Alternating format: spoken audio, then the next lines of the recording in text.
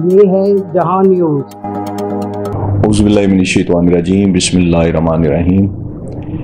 इब्तिदा है रब्बे करीम के बाबरकत और मुक़द्दस नाम से, जिसने हमको अक्ल शऊर की दौलत से नवाजा और बड़े बाबुल इल्म पर झुकने की तौफीक अता की। मैं हूँ सैयद नजफ अली रज़ा शिराजी।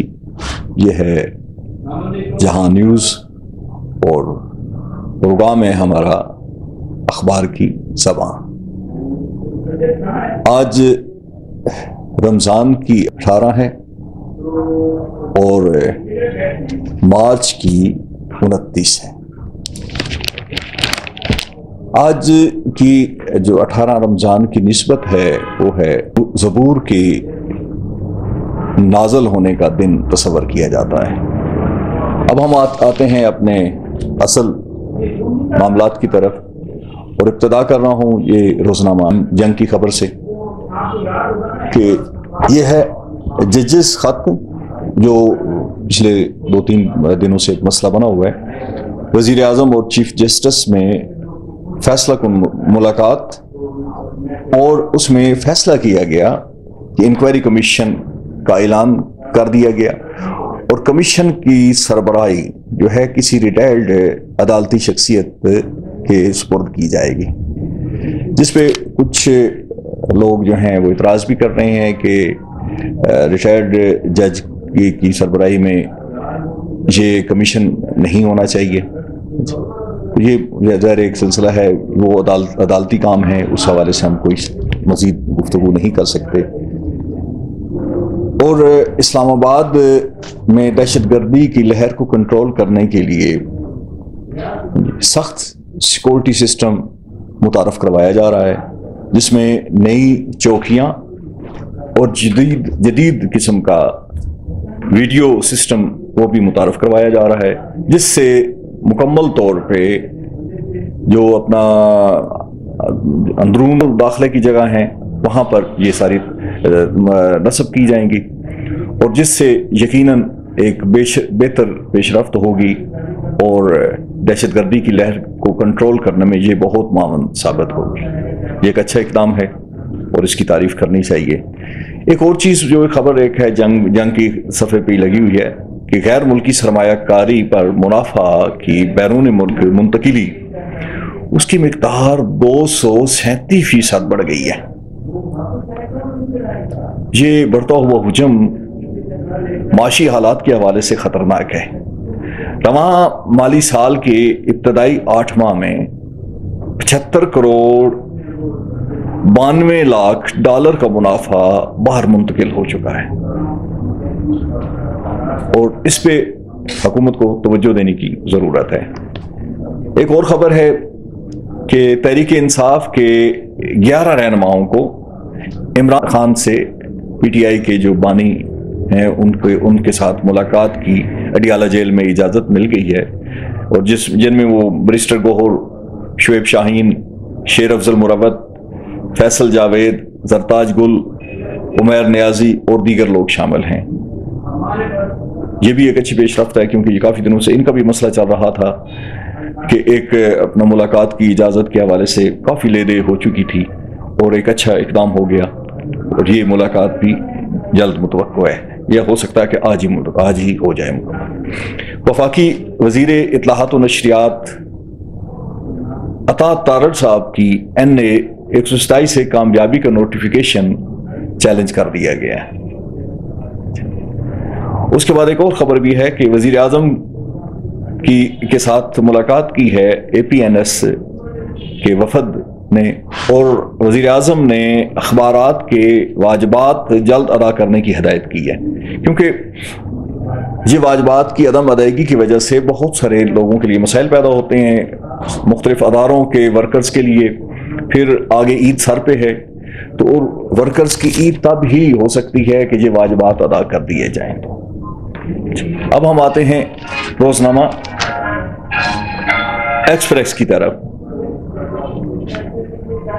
उन्होंने भी जो मेन सुर्खी लगाई है वो काबीना के हवाले से है अपना इंक्वायरी कमीशन का ऐलान के हवाले से है, और एक खबर उनकी नहीं है और ये मेरे ख्याल बाकी सारे अखबारात में भी छपी हुई है, लेकिन ये एक इनफरादी खबर है कि काबीना की ECL कमेटी की तश्कील नौ, उसके वज़ीर आज़म को सरबराह बनाया गया है।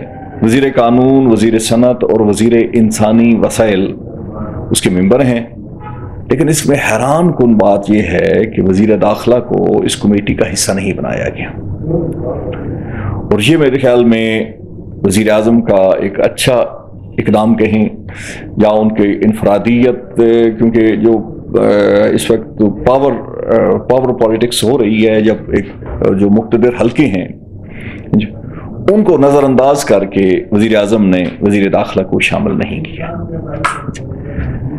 एक और ख़बर है कि पिंक रॉक सॉलिड की गैर कानूनी अलाटमेंट पर केस जो है नैब को भिजवाने का फैसला किया है, और ये पंजाब गवर्नमेंट ने किया है। मरीम नवाज ने 5 साल में तमाम खाले पक्के करने का भी हुक्म दिया है, और मारगला हिल से लाइमस्टोन निकालने वाले ठेकेदारों से 4 अरब के बकायाजात जो नहीं मिल रहे हैं, जो उन्होंने अदायगी नहीं की है, उन बकायाजात की रिकवरी का भी हुक्म दिया है।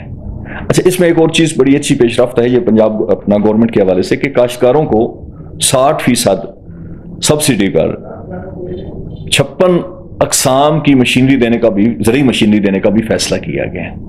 अब हम आगे बढ़ते हैं। ये है पाकिस्तान में बड़ी हैरानकुन बात है कि पाकिस्तान में मुतअद्दिद दहशतगर्द हमलों में जो असले इस्तेमाल किया गया है वो अमरीकी असले का इस्तेमाल हुआ है, और ये अपना रिपोर्ट है, यूरो एशियन टाइम्स की रिपोर्ट है, उन्होंने इस पर पूरी मतलब तहकीकी रिपोर्ट शाया की है। और एक और बात यह है कि पहले भी मुतअद्दिद बार पाकिस्तान में हमलों में, पाकिस्तान पर जितने भी हमले होते हैं, ये दहशतगर्दाना हमले, इनमें अक्सर जो इस्तेमाल होता है, अक्सर नहीं बल्कि ज़्यादातर गैर मुल्की असला इस्तेमाल होता है। और लेकिन 6 सितंबर 2023 को चित्राल चेक पोस्टों पर, 12 दिसंबर डारबन में अमरीकी असला, 15 दिसंबर को टांक में दहशतगर्दी में जो इस्तेमाल हुआ वो भी अमरीकी असला, 13 दिसंबर अफगानिस्तान से आई प्याज की गाड़ियों में अमरीकी असला बरामद हुआ था। और इसी तरीके से 4 नवंबर 2023 मियां वाली एयरबेस पर भी जो हमला हुआ वो भी गैर मुल्की असला था। अब हम आते हैं रोजनामा दुनिया की खबरों की तरफ कि फौजी अदालतें ईद से पहले 15 या 20 मुलजम रिहा हो सकते हैं, यह अटॉर्नी जनरल का बयान है। सुप्रीम कोर्ट ने फैसलों की मशरूत इजाजत दे दी है। यह फौजी अदालतों को सुप्रीम कोर्ट ने फैसलों की मशरूत इजाजत दे दी है।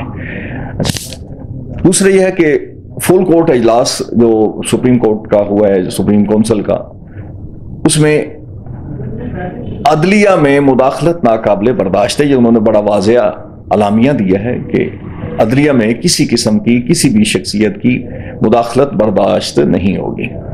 ये भी एक अच्छी पेशरफ्त है।